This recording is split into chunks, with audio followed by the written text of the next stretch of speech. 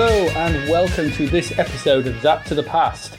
My name is Adrian Mills and I'm joined as ever by Graham Raddings. If you don't know and you have not listened before, this is a podcast where we talk about games that were released for the Commodore 64, whilst also taking a brief look at what was going on in UK music, film and TV back in the 1980s. We are using the magazine Zapped 64 as a monthly guide for the games to focus on, but we are in no way affiliated with Zapped 64 itself. In this episode, we're going to be looking at the games reviewed in issue 8 of Zapped 64, which was the very mild and wet month of December 1985. Graham, tell us what we can expect in this episode. In this festive field episode, we decorate our tree with Scarabeus tinsel, find the broken tree lights with Frank Bruno's boxing, and have trouble hanging the Schizofrenia baubles due to a stepladder. We also invert our brains with Batalyx, get zippy with Zed, and poke our finger through the cheap wrapping paper of Zyto and Doriath. We even wonder if Cliff Richard is a prophet. Goodness, what was in that eggnog? A lot to look forward to there. So, let's crack on.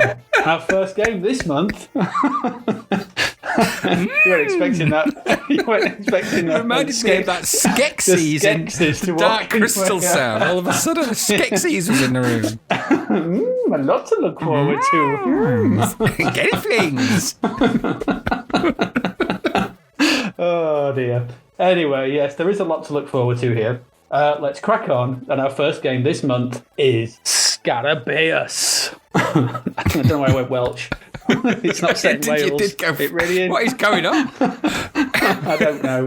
Scarabeus. He turned into a burly Welshman. It's one of them weeks. Scarabeus.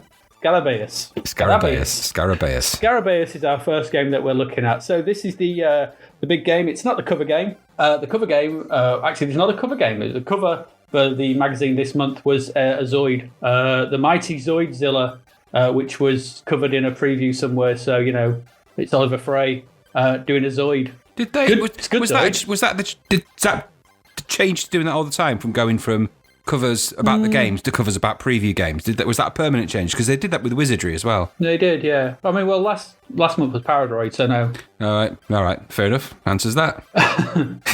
Yeah, so we had Paradroid. No, this is just Zoid, because I think, obviously, don't know. I mean, you could have done I'd have thought you could have done quite a good one for Scarabeus. Yeah, really. Plenty to go out with that. I mean, absolutely. But no, with the cover is a Zoid getting, I think it's either getting shot in the mouth or shooting out of its mouth. It's hard to tell. Right. Looks good. You know, it looks good. It's a big dinosaur robot head. But anyway, it's not Scarabeus, that's for sure.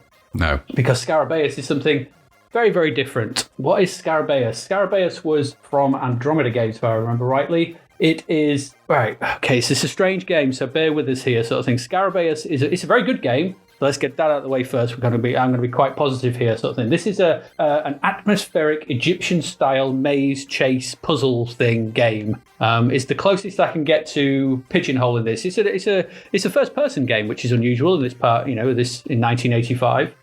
First-person 3D at that sort of thing, and not only that, first-person pretty fast and decent 3D as well. You basically find yourself, you play a little. I don't know. You're an astronaut. You seem to have a spacesuit on when you enter the pyramid in the intro sequence. It lands in a rocket. He lands in a rocket, sort of round rocket type thing. You've got a spacesuit on. There's an open door into a pyramid type thing. You have a dog that follows you in, and you're wandering. What the game doesn't tell you is that as you wander in, you get bitten by a spider, and that's why your health is going down constantly throughout this game. So far, so strange, I guess. It doesn't get any more obvious. So the game starts, and you find yourself with a first-person view around a basic 3D maze, and you can wander around it in first person at a pretty decent click. You can turn left or right. You can't strafe, so there's none of that sort of thing, because obviously it's with a joystick. You can move forward, you can turn left or right and look around. So this first part of the game, there are multiple floors to this. Basically, I think you're going down in a pyramid, or you're going up a pyramid. I think you're going down because the floors get bigger. So that would imply to me that the floor, you're going down, because if you're going up in a pyramid, the floors would get smaller. Yes. Because that's how physics works, and rooming sort of thing. Unless Lawrence Llewellyn-Bowen would tell us differently, I guess. I don't know. So you wander around this maze. There is a floating enemy. It's supposed to be a mummy of some description, but it's kind of a strange sort of cryptic type of enemy. You wander into it, and you've got to basically chase this enemy down 9 times, and then you get 9 glyphs for your I don't know what it is, your pocket display that you can look at any point by pressing the space bar. You can bring up a map at any point. The map is in real time, so the game doesn't stop. You pull back on the joystick to bring up a map. And essentially what you're going to do is just chase this down. And once you've chased it down 9 times, all good. Go to the elevator, and then you have to crank the elevator around 15 times, I counted, to get to the next floor. If you let go of the elevator at any point sort of thing, you go crashing back down to the floor, which, I don't know, maybe you are going up. I don't know. It's mind-bending physics. Do crash too much in the elevator and you will die because you lose health. So you get to the next floor. The next floor is a much bigger floor. Okay, on this floor, you've got to solve a series of puzzles that are guarded by spiders. Using the glyph things that you found in the previous floor to try and work out whether to absorb them, take them as vials or something or other. I'm going to be honest, this was kind of as far as I got because it's quite obtuse. You need to spend a bit of time trying to really get into it and understand it. However, my time with it, I thoroughly enjoyed. This is a really, as I said at the first start, it's really atmospheric. For a Commodore, we don't say this about many Commodore 64 games, but this generates a genuine atmosphere. And best played for, and strangely enough sort of thing, it has a decent tune in it. Turn the music off, press M, and you are greeted with some really nice just heartbeat and breathing sound effects, which I think add a really nice atmosphere to this game. The visuals are really nice. I don't know, it's unusual. It stands out. I've not played anything in the 8 issues we've covered so far. We've not played anything like this, really, I don't think. The closest we saw to any kind of decent, was View to a Kill. Wash your mouth out. That's the only thing, brown Paris to match his brown leather jacket. But this is really good, and I think there's a lot to try and work out. You've got to work out in that second phase what glyphs you have on your pad, and whether when you dodge the spiders to open up the pads behind them, whether they're actually the same, so whether you can absorb them or not, or whether you will take damage. So it's all very eclectic and doesn't really tell you very much. You've got to use your brain and work this out. It's good. I mean, it worked really well, and Zapped really liked it. Obviously, they gave it 96%. I think this stands up pretty well today. I remember enjoying this, not really knowing what the hell I was doing back in 1985, I have to say, or 1986 whenever I played it. A little bit more research, I understood it a little bit better, but it's still hard and weird and odd.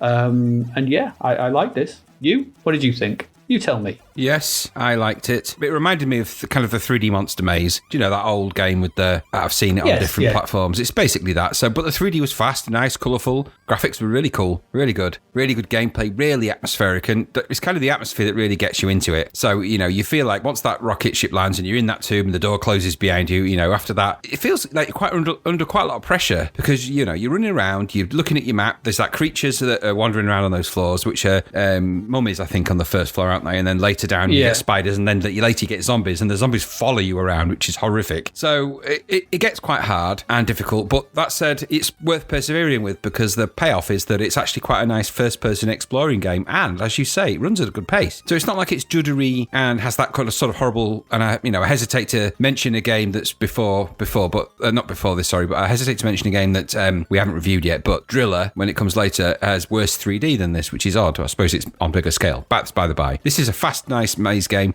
It could easily have been boring, this, if it was just wandering around that maze. If it was just that, it could have become boring, but it wasn't just that. There was quite a lot of things to go at. The whole puzzle thing is quite clever, the way you have to combine different vials and different things to make either the antidote or the poisons, and then decide whether you're going to drink them. The whole point, of course, is to get the Scarabeus, the ancient treasure, out of the tomb in the first place. So you've got to reveal those puzzles, and then you've got to survive all the hostile monsters that will try and kill you. I thought it was really good, and it's funny, it's not a game I really played at all back in the day. So, and I don't really know why. I would have been well into this, I think, but for some reason, it elided me completely, or maybe I just avoided it. I remember reading a lot about it and people talking about it, and it just never came on my radar, and that is in the whole history of me owning a Commodore 64. I just never got to it, so I was pleased to revisit it and had a good time with it. Yeah, good. And the atmosphere was really good. You're right, the music aside, when you put that breathing and your heartbeat on, you've got that little health meter, haven't you, like a ticker tape that runs in the corner. So the graphic display on this, the GUI, is actually very, very, very clever. Yes, it is. The puzzles take some figuring out, but wouldn't be a very good puzzle game if it was just a wander around the maze. Easy puzzle. It takes some thinking about, and I quite like that because you do feel that there's a lot to explore. It could easily have been repetitive and it's not, so I really enjoyed it. Definitely worthy of the honours that it got in Zap. I think it still would stand up to this day. I've seen a lot worse first-person games than that. Yeah, it's quite, we use the term not very often sort of thing. It's pretty cinematic. Like I said, it has that nice intro where the door closes behind you. It doesn't do much in like you said, the GUI is quite nice. It's just down that right-hand side, isn't it? You've got the door slowly opening behind your character with your health. Yeah. The ticker tape is your heart rate. There's lots of clever things going on here. The ability just to, like I said, to just pull back to see the map. The map is in real time, which is something like Zombie U or, the Dark Souls games, which don't pause. Sort of thing. It's, echoes of that, I suppose, back in 1985. This is, you could see the people behind this, I think, sort of thing, had a definitive vision of what they wanted to do and how they wanted to present it and what they felt like a game could be. And I think they've pulled it off quite well. I would have no hesitation in recommending this to people now. I think this is a fun game to actually sort of play around and bang your head against and see how far you can get, because it's hard. And yes, I did forget to say that you're actually, the Scarabeus is the thing you're going after, isn't it? It's the jewel you're after. Yeah, the beetle jewel. Yeah, the beetle jewel. I give this a hearty thumbs up. Like I said, it was something that I remember. The problem was back in 1986, whenever I played this sort of thing, was that I just didn't really know what I was doing. And I think that was my issue then. Having a bit more of a clue now, just with the resources of the internet to kind of help a little bit, it felt, oh, right, okay, I get this now. This feels cohesive.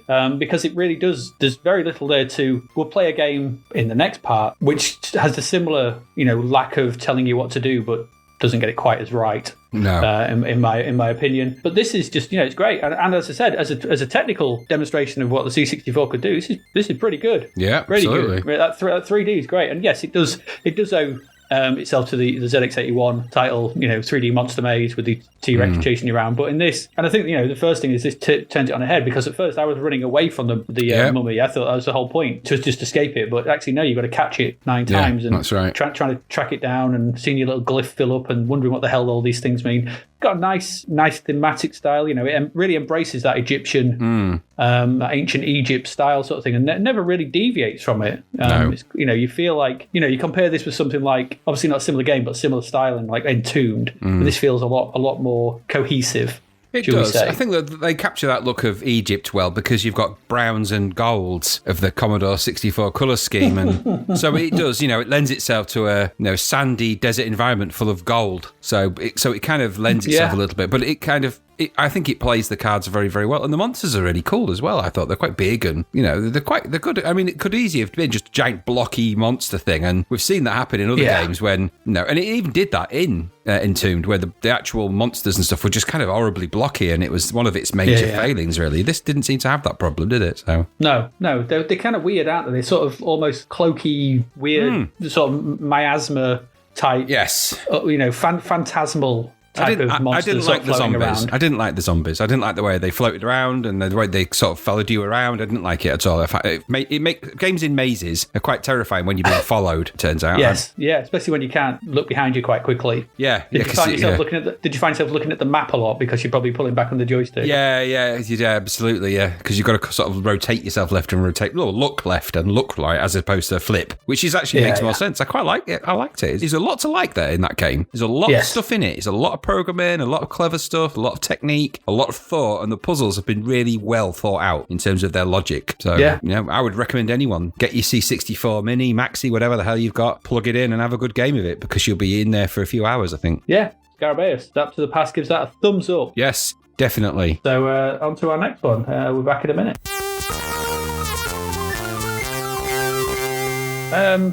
This has been coming a while. We've alluded to it a few times, sort of thing. But what's this? This is Frank Bruno's boxing. This one's one of yours. I'll let you talk about Frank Bruno's boxing. Okay, well, let's just. I'm not going to talk about the thing that's actually massively problematic about this game straight away. What I'm going to do is I'm just going to put that to one side, and let's just look at the actual game itself, because let's just put it into context. and then we can talk about a little bit about the issue. So contextually, this is a version of Super Punch-Out, which was a popular arcade game around at that time. This is a version of Super Punch-Out for the Commodore 64. And as a boxing game, it's I guess your viewpoint is from the behind the boxer you're playing, so behind Frank Bruno in this particular instance. And the boxers that you're fighting are kind of face onto you. So you're looking sort of from behind Frank Bruno's head, and you control his ducking and diving and his fists. So the idea of the game is to work your way through a series of boxers to become the super champion boxer. Okay, so it's a boxing game. Now, a couple of things initially that are problematic. So the graphics are actually pretty good, and the audio is quite good. And let's not forget, it's got that amazing loading screen. So the loader in it's got that brilliant version of Living on Video, which was the Elite loader. So it's got a lot of good positives. So audio, visually, there's a lot to quite like. The graphics aren't terrible. They're not great, but they're not bad. And you kind of get the idea that it has that Super Punch-Out vibe. Is there enough of Super Punch-Out in it to make it playable? Problem number one comes when you try and control the damn thing. Because this has got... I think I'm right in thinking this is actually controlled by two different controllers. There's two different control variants. There's one joystick and keys. Yes. Or two joysticks. That's right. Yeah. So in order to play the game, so I think to duck and dive, you had to use, like you say, a combination of keyboard or joystick, or two joysticks, one in port 1, one in port 2. That in itself makes the game kind of tricky, because I don't know about you, I'm not particularly ambidextrous at the best of times, and even now I would find that, that's quite complicated. So you're on a back foot from the first thing. So even if you can get past that, the boxers that you fight, 8 boxers in total with progressing difficulty levels. I would argue that the first boxer is actually very difficult to beat, but you can get there because each one of these boxers you fight has some kind of special move which you have to do some kind of a series of moves in order to be able to avoid this powerful hit. So Canadian Crusher, for example, who is the first boxer that you fight, it's kind of a giant burly Canadian kind of looking guy, jumps up, does a funny little turn, and then jumps up and tries to box your ears from both sides with his fists. And if you don't duck at the right time to avoid that punch, you're going to get hit and you're going to get clobbered, and it's going to be knockout. So you've got to kind of work along those lines. So you can punch left and right. You can do different kind of boxing punches. With the other controller, you can sort of dodge left, dodge right, duck up and down, and put your guard up and all that kind of thing. You've got all that kind of moves. So wherein lies the problem with this game? Because on the surface of it, Frank Bruno was a very popular boxer at the time. This is a popular franchise. It's based on a particularly popular arcade. Wherein lies the problems with it? So even if you took that control system aside, which actually does become almost borderline impossible later down the line as you progress through the boxers, and you put to one side the fact that after the Canadian Crusher, the next boxer along is seemingly impossible, and they get more and more impossible after that, to the point when the final boxer, Peter Perfect, I would challenge anyone to say that to get to that point would be a miracle. And then to even beat Peter Perfect would be a double miracle. The problem is the names of the boxers and the graphic representation of them. I found it so problematic, I had to turn it off. Because Canadian Crusher to one side. The next job, and you're going to have to forgive me, but I'm going to name these boxers because I think it's important that we talk about this particular thing. But for the first boxer, Canadian Crusher. Second boxer, Fling Long Chop, which is a Chinese kung fu karate boxer. Third one is a Russian called Andra Punch Your Head Off. Fourth one, and I think arguably the most problematic of all, is some character called Tribal Trouble, which is a black boxer with a bone through his nose, for goodness sake. Then there's one called Frenchy France, which is a French boxer. There's Ravioli Mafiosi, which is an Italian boxer. There's Antipode and Andy. I think he's a sort of soup boxer. I'm not even sure what he looks like. I never got to many of these when I played the game, I have to say. And then you get Peter Perfect. The key problem here is you're boxing one stereotype after another stereotype, and these are horrible stereotypes. I can't imagine that. I mean, I know the first 3 are from the arcade. So Canadian Crusher, Fling Long Chop, and Andra Punch Your Head Off are actually 3 that exist in some variant of those names in the arcade. But the rest of them, they're an invention of this gaming team. And what crazy world are they living in where that's acceptable in any way, shape or form? So for me, this game it's wrapped in an arcade box and it kind of looks like it.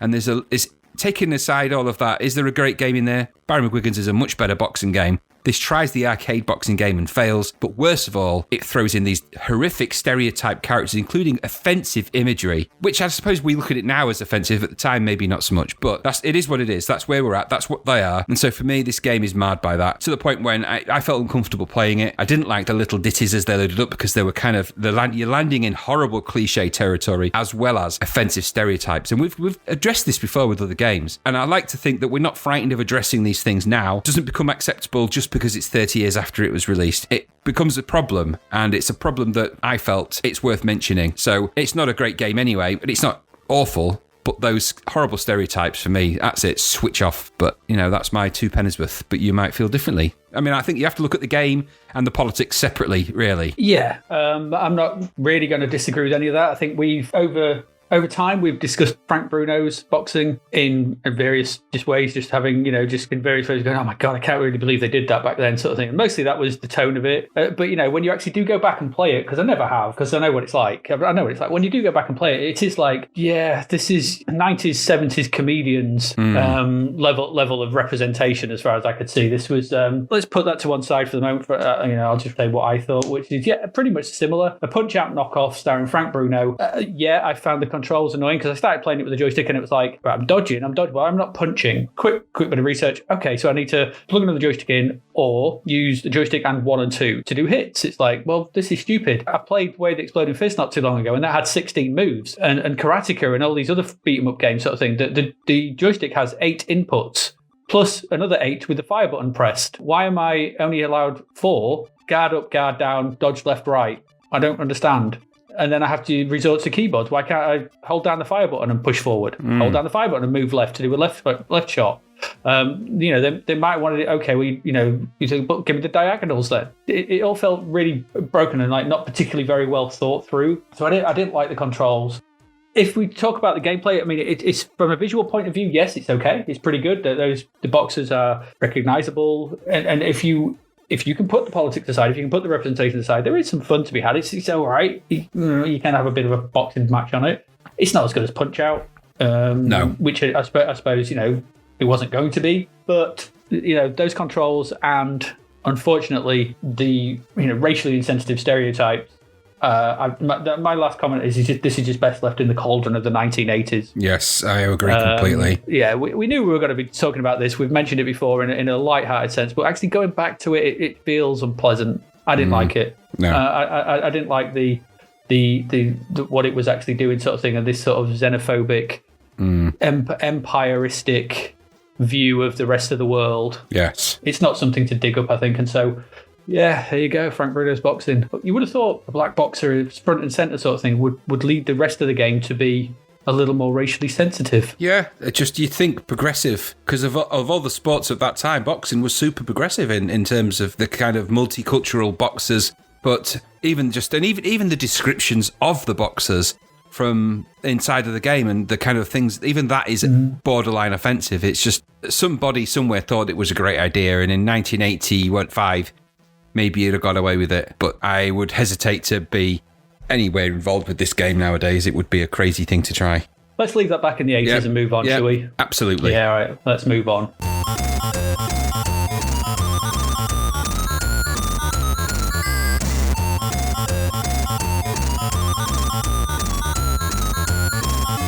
You may wish we hadn't.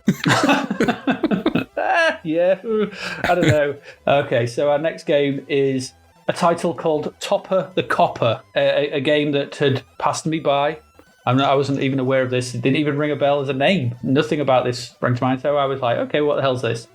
I'm not wrong, am I? That was the Benny Hill theme. It was the Benny Hill theme, yes. It is the Benny Hill theme, yes. I just wanted to make sure, because throughout this game, the Benny Hill theme plays. So repeatedly. Yep. Okay? There's only so much you can hear the Benny Hill theme sort of thing before, especially in a lockdown where, tensions are high and nerves are fraught, before the thought of chasing people fast speed enters your head, because to be chased by someone probably atop of the copper. Yeah, so the music is incredibly annoying. Let's get that out of the way. Sort of thing. So Top of the Copper is, I don't know, let's explain this sort of thing. It's similar. It's a flick screener. So it's a flick screen bounce around sort of thing. It has a elements or slight sort of feel of control system of thing on a spring, I thought, in the fact you play this sort of bouncy. I think, you were supposed to be a copper. Are you supposed to be a police thing? Are you a top hat? Are you a cop hat? Is that what it is? I couldn't quite make it out. If you are, then you're a policeman's hat. So you're a top hat or something, jumping around various flick screens that I could only make out that you seem to be collecting playing cards now and again. And every now and again, you'll miss a jump, fall down a huge hole, and end up in a massive cauldron. Yep. And that'll be it. Sounds about right. There was a time back in an earlier episode sort of thing where I bemoaned games like Entombed and Everyone's a Wally and games like that sort of thing for having too many enemies and stuff and just not leaving you alone. well, this goes the other way sort of thing, because there are multiple screens of nothing. That's true. Where you just randomly, you just walk across them, and it's like, yeah, I don't mind that, so your nodes of yes on and stuff like that could have done with a bit more of that maybe sort of thing, but then that suits that kind of, that kind of game. This is a bit more of an arcadey fast thing and doesn't really suit that. It's weird. It's all over the place. I don't know. I found the controls really fiddly. I felt it was trying to be a bit silly and a bit jaunty, and eventually it just became a bit grating and a bit annoying, and I stopped playing. What did you think? So, a topper, by the way, do you know what a topper was? No idea. So, a topper was actually, it was a toy that you used to push down. It was a spring loaded on a sucker, and you'd push them down, and then it would pop and jump up in the air. Okay. That's a topper. So I think that's why it was Top of the Copper, because he was policeman version of one of them. Because you have to pick up 8 clues and solve the crime. That's the plan for the game. That was it. However, to be fair, it's easy to miss. So it was just blocky and bleepy and medium res, like you say. It's kind of blocky, medium resy sprites. It was kind of a riff on Thing on a Spring, really, but not a very good one. And so you end up, like you say, just wandering around collecting stuff. Well, do you know what? We've played blocky versions of wandering around collecting stuff games repeatedly. There's been so many of the damn things. So in order to be good, you've got to be really good at these. And this one isn't. It's just not very good. It's unenjoyable. And that music would drive a saint to the sea. It was awful. Do you know, it's actually called Yakety Sax, that music. It was composed by Boots Randolph and James Q in 1958, just so you know. But Benny Hill theme is what it is. But it's not even all the Benny Hill theme, is it? It's just that kind of anyway, just if you could endure that music, and I would argue that this is, they took this format of music and play it to the poor folks in Guantanamo Bay, and they'd be, they would probably, easy confess to whatever they're in there for. This is torturous. So it's an average game with awful music, which makes it a particularly dull game with awful music. I didn't enjoy it. There's not much to enjoy, and I found controlling, like you say, fiddly and twitchy controls that meant I kept falling off things and falling down what looked like elevator shafts and apparently landing in a giant cauldron for some reason. And just, these games aren't fun when they're like that. No. So for me, it was a big switch off. I don't think I even found a clue, let alone 8. You know what? Of all the music that you can put in a game, there's certain ones that just, if they're not done reasonably well, they will drill into your skull. And in the end, I had to turn it off because it was so damn annoying. And the jumping that didn't quite work. Goodness. Have we got a game with the Spanish flea in it? I don't know of one. I remember a student on a games course that I taught on once made a game with that in, and it kind of worked. I mean, Bugaboo the flea didn't have it, did it? No, it might. You know what? We may revisit this and find ourselves some. But there's nothing wrong with Herb Albert. Let me tell you that. Nothing. No, but if you done have badly. Spanish, and repetitively and yes. over and over and over and over again. Well, for some reason I don't get why, but they only seem to do the first few bars of these things. So yes, it's the Band on the Run syndrome. Yeah. From Give My Regards to Broad Street. Yeah, exactly, and we know what that did. It's the same composer. I can do the first part of the tune. Can you do the rest? No. No. You need to. No. I only ever learned the first bars. I can give you a sample, and that's it. I give you a sample for free. He's in a covers band, and when they play a gig, it's about 10 minutes long because they only play the first 35, 40 seconds of every song. So that's it, everyone. Gig over. Thank you very much. Thank you very much. We'll be back next week. Maybe. This was just pointless. There's so many of these games, though. I mean, who comes up with these crazy ideas to, but this was, I felt that it was just a kind of a riff on that whole Thing on a Spring vibe, so no, I didn't enjoy that particularly, but at least that was saved by decent music. This one was actually made worse. It was interesting that can happen, though, because, as we'll see later with this episode, there are games that are sort of okay with good music that can lift it. We've seen that before with Monty on the Run, and great games that become greater. This was a boring game that became awful. So, it's ironic that it can go the other way too. So, no. Yeah, true. Top of the copper, no. So, no. Bottom the copper. Yeah, just go and play with real toppers. Find them. They'll be on eBay somewhere. Or I think I might have even got some in a Christmas cracker one year. They are out there somewhere, these toppers. I don't think people remember them. It's a bit like Pogs. Nobody remembers what the hell they were for. What were they for? I didn't know. I know what they are. I just didn't know that that's what they were called. Yeah, toppers. I think we just called them bouncy spring things because That is what they are. Yeah. And you ate off your ceramic discs, didn't you, with your metal stabbies? We did. We came from the rough side of the tracks. That's where I grew up. None of these posh toppers. Posh toppers and eating off plates. Give you my ceramic discs and my stabbies. So we can eat our rat. Because we can Boiled afford rat. chicken. And our turnips. We didn't have pumpkins, we had Swedes. Oh, yes. Halloween Swedes. The Halloween Swedes. Oh. That's a Swede. That's a turnip. Not. We didn't kill Swedish people. And make them into Halloween. Some Halloween That would be nightmare. awful. Yeah, that's That would be Hereditary. awful. Yeah. That's a Midsummer type film in the making. No Swedes were harmed. Although carving out a turnip, as hard as it was, sort of thing, was still better than playing Top of the Copper. Absolutely. Yeah. So let's move on. But having said that, I did prefer Top of the Copper to what comes next. Yes. Who wouldn't? So let's move on.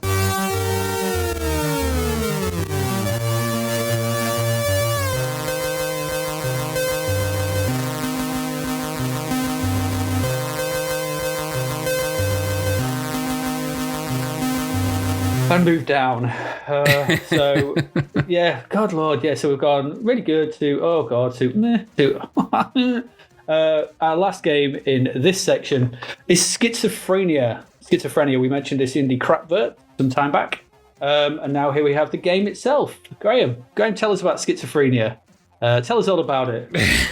Do you know it's a single screen platform game essentially. And you control a character called Alphonse T. Nerd, who was a scientist working with Bogdan Stunk. I'm not making these things up. This is genuine. And he wants to learn what his boss is up to. So he comes across something called the atomic particle people splitter. Activates that, and then Alphonse splits into two people. Okay, there's the shtick. So that's the schizophrenia part, two people. Hey. And then he wants to find out how to get himself back together to find a recombination center. So he wants to get back into himself. So the lab's split into 5 areas. You've got to control your character to solve puzzles and get through them and do all that kind of stuff. And then, well, your double, on the other hand, is out there still sort of enjoying his time. So what does all that mean? Well, I can tell you now, it's complicated, Schizophrenia. Complicated to use, complicated to play. It's a kind of a dual play puzzler with the most horrific controls I've come across. And is this the episode of horrible controls? Yeah. You've got Frank Bruno with its bizarre dual joystick keyboard combination nonsense. This one, you have to press the fire button to go up every step on the down staircase. So you have to go click, click, click, click. And if you'd fail, he just drops off the stairs. So I couldn't get up the stairs on that first. I just couldn't. Neither could I. So it made it impossible. So I was like, do you know what? Yep. There's a rule with games for me. Don't make them impossible for me to play, because that makes me not want to play them. Odd logic, I know. So if you have a staircase in a game, just make the character go up the stairs. Why make him press the button for every step and die if you don't get it right? It's so stupidly facile. That's an example of how difficult the game is on the first screen. I thought, you know what? I'm not going to play any more of this. I'm not, because what's the point? So I imagine that there's probably, more to do, more puzzles. I'm never going to get there because I was never going to get past those stairs. So and I tried several times. The controls were just utter garbage. And that frustrated me with this game. And I think it got about 50% in Zapped. And they cited the same exact problem as well. Just uncontrollable nonsense. In terms of graphics were okay. But, somewhere somebody's logic controls for making games just suddenly just completely went wrong. So, and what happened, I don't know. Maybe you just woke up one morning and thought, you know what? I've made it too easy, this game, going upstairs like a normal person. I'm going to make it impossible. I don't know. I just found it, because it was impenetrable, I tuned out of it, and it was actually pretty average anyway. It just made an average game unplayable and unfun. Well, what's the point? What's the point in a game if it's those things? So it was a big switch off for me, but for you? Yeah. My notes are, I tried to climb the stairs time and again. I pushed the button to climb the stairs, but I just kept falling off. That was it. I couldn't get past the stairs. And then I get bothered by the twin every now and again, or the split person, whatever it was, who'd come down and bother me. The sprites look like the guy out of Yellow. Yeah, they did. Yeah, I was trying to think what he was. Yeah, which I thought was a crazy thing, sort of thing. So it was like two guys out of Yellow, but the weird guy wandering around the screen. One was just wandering about, and the other one just kept falling off the stairs. It was like some bizarre Eastern European sitcom that I just couldn't quite work out. I thought, who thought this was a good idea? At what point of the design process did that seem like fun? I couldn't even tell you if this is good or bad because I couldn't climb the stairs and the music drove me to despair. It's just no. I remember many years ago in mid-90s sort of thing. We had a PlayStation, and I remember the first time I played Resident Evil. Okay, and I played it. The first I had never played these kind of games before. Now, for anyone who's played the first Resident Evil sort of thing, you wander around the mansion and there's zombies and you shoot stuff. But I got to a point where I could not progress because every time I walked up to the stairs in the main mansion hall, Jill wouldn't go up them. She just wouldn't go up them until somebody said, "Oh, you need to press X to climb the stairs," which opened up the rest of the mansion to me and the rest of the game to me. And I was like, "Oh, it was like some crazy epiphany." But it never even occurred to me that someone would think to press X to go up all of the stairs. You know, because why would you? That's stupid. Just climb the stairs. Okay, Yep. They'd obviously played this. And thought, well, you know, pressing X, pressing the fire button to climb. Let's press the button to climb every stair. Who falls off stairs because they can't climb up the next one? I'm sorry that we're going on about the stairs, but that's all we have to talk about. Because neither of us got past them. Nope. I think I got, how high up did you get? I think I got to the 5th. Yeah, about the same, about step 5, and then it was just... And then I fell off, cried a bit, and turned it off. I couldn't figure out if it was a timing thing. Was I meant to press them in a certain time? Or was it just the number of steps? I couldn't figure it out, because I'd go, step, death. Step, death.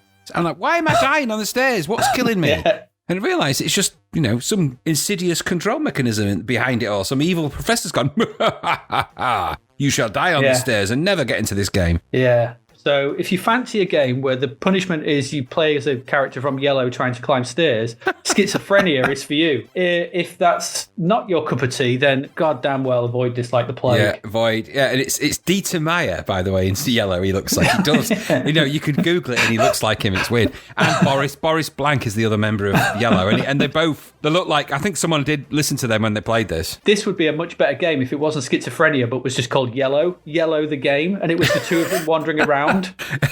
Yeah. So you could have actually made quite a fun game there. So they got the Yellow license. Yeah, if they'd have played the race or something in the background. Yeah. But actually, imagine how annoying that would have got. Yeah, but they've got other tracks, haven't they? Yeah, they do, loads, but I couldn't honestly remember any other than that one. Yellow, we have, there's that one that goes... boom, boom, chicka, chicka, down, down. That's one of those There's that as well, one, yeah. and then there's... I'm going to have to watch some John Hughes movies. Yeah. Oh, dear. So, yeah, Yellow the game gets a thumbs down from us. Yes. Schizophrenia, you might well develop it. Yeah, you would. Right, on that split bombshell, let's move on. So that's our games for this first section. So cracking, really good Scarabeus, problematic to the max, Frank Bruno's boxing in all ways. Obviously, weirdly dull annoyingness of Top of the Copper and just sheer of Schizophrenia. But let's move on. We'll be looking at the music in December 85 when we come back after this short break.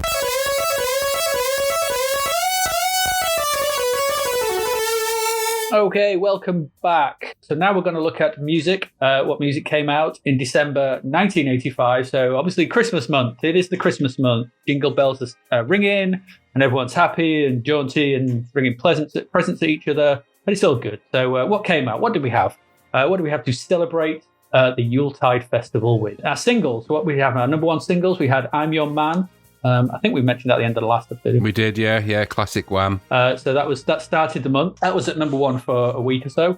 Then we went into a bit of smoochiness with Saving All My Love for You by the Whitney Houston's big ballad. Whitney Houston. Saving All My Love. That one. sang better though. Than that significantly. Well, you know.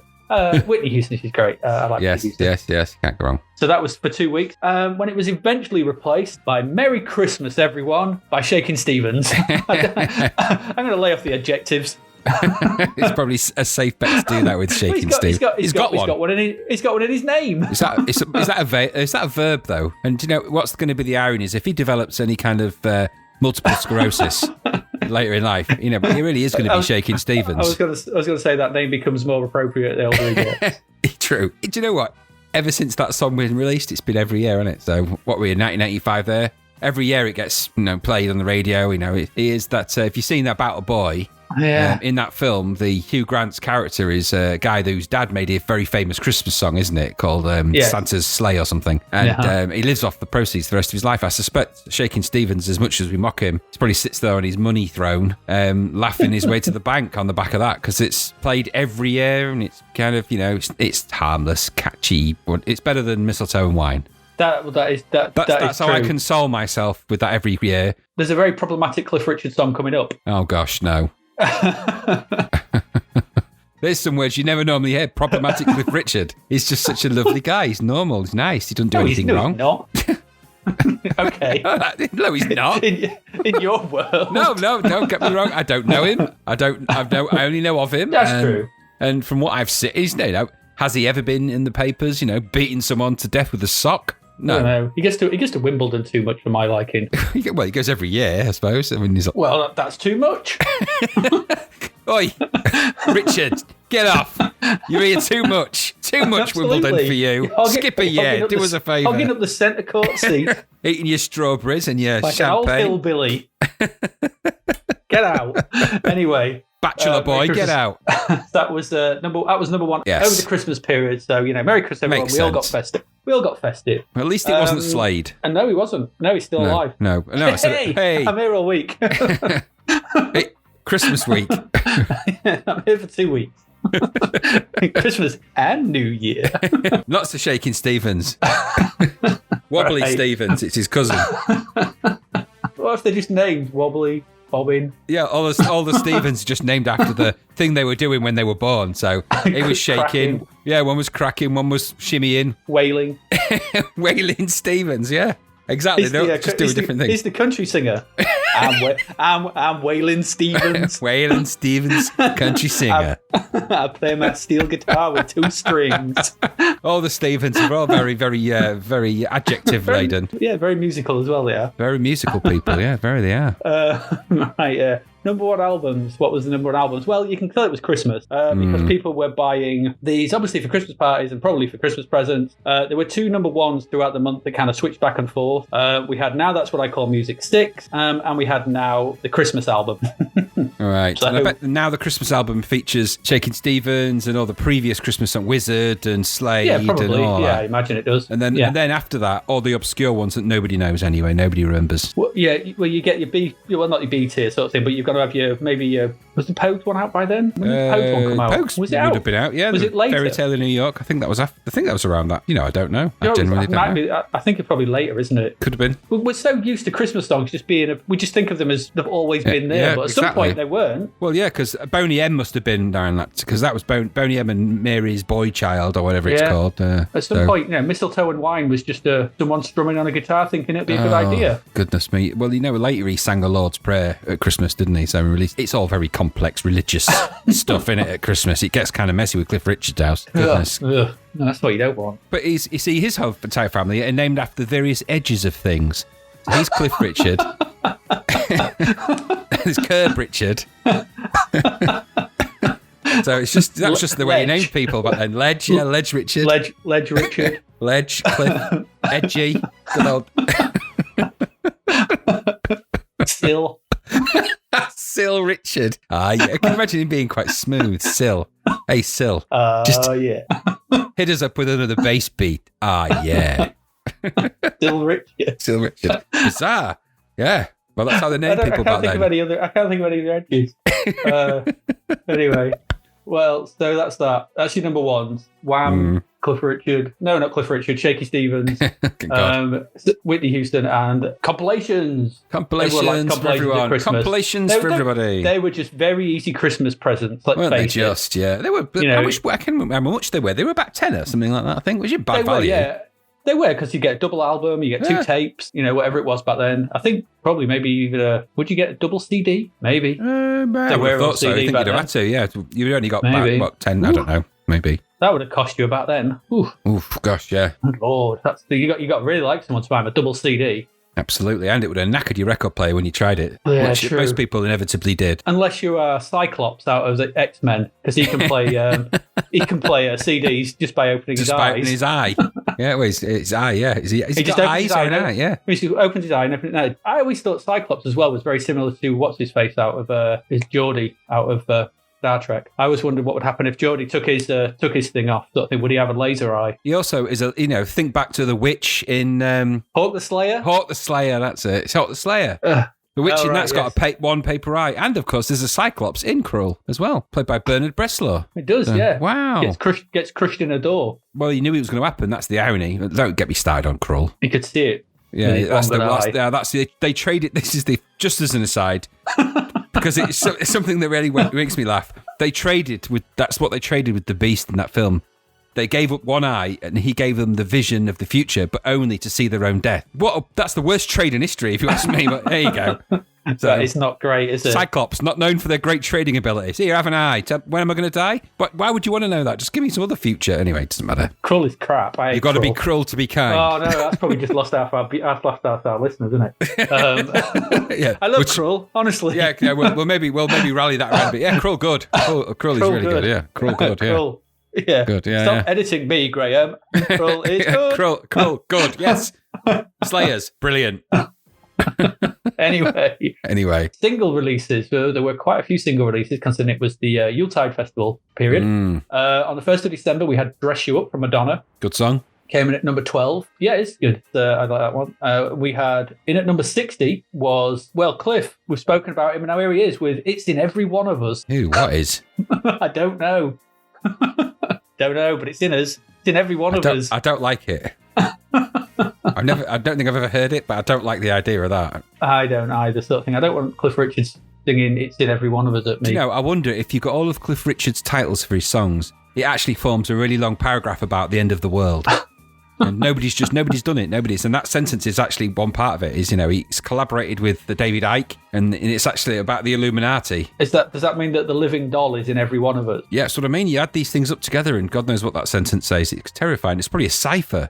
He's trying to tell us something. What are you trying to say, Cliff? Cliff Richard is our own. What's his Nostradamus? Nostradamus. he knows. He knows seen too the much. Future. He has seen it with his one good eye.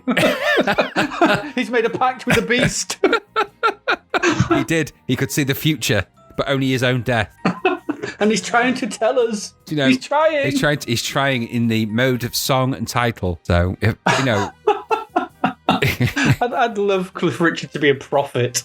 That would be amazing. Would it be mad if it turned out that he was right? We're like, oh my God, why didn't we listen to him? He tried to tell us. Because he couched it in terrible tunes. Yeah, but that's not his fault.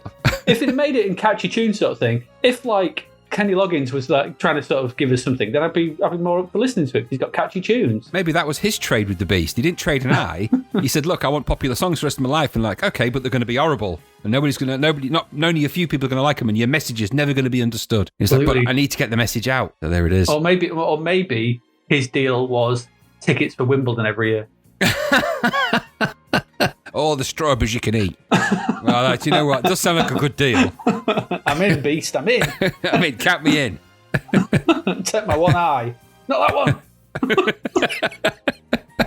He doesn't need that one. That's true. In fact, that probably is the one that got taken. Anyway. We need to move on. We do. We do. Number 99 was, it was the theme from Hill Street Blues. Do you remember it? Because I was trying to look at it. Oh, that is it. It's that one.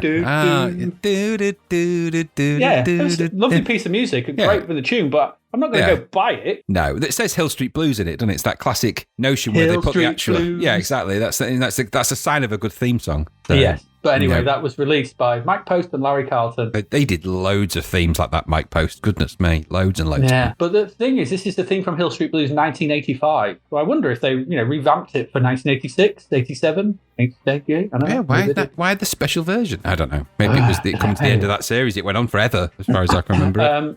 So this is December 8th.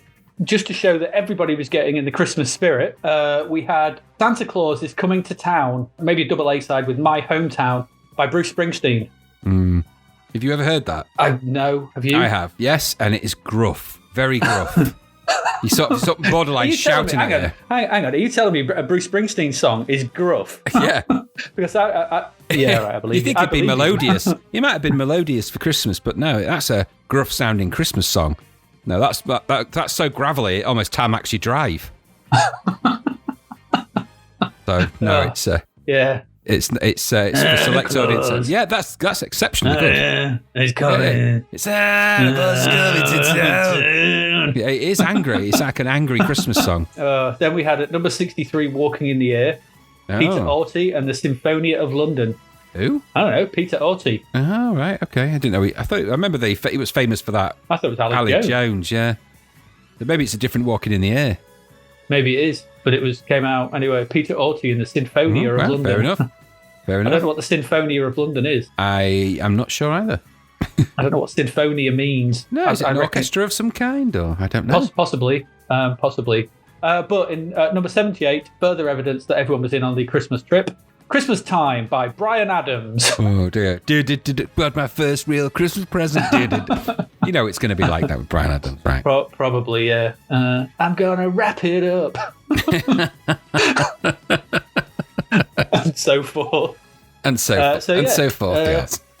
December 22nd, Sun Always Shines on TV came out by Aha, so get your happy in before Christmas. Weird, because that's not a happy tune. One for you at number 78 was Oh Blimey It's Christmas by Frank Sidebottom. Oh, for goodness sake! Do you know it's crazy that could even chart? I mean, there's enough people out there that bought it. I know. Oh my gosh. Well, we probably know one of them. I know one who probably bought all 78 copies required. I imagine.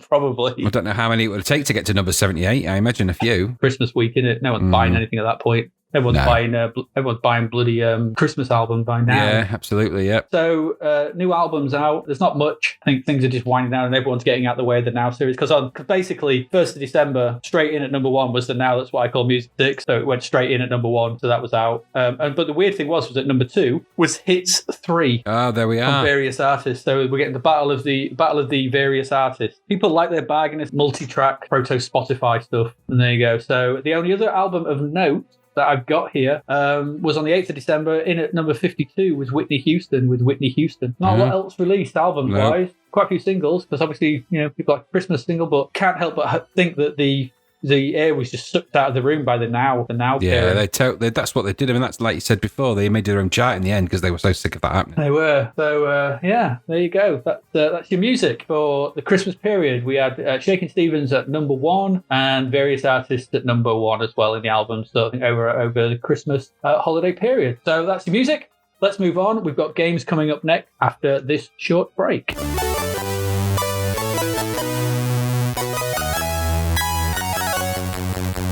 Welcome back.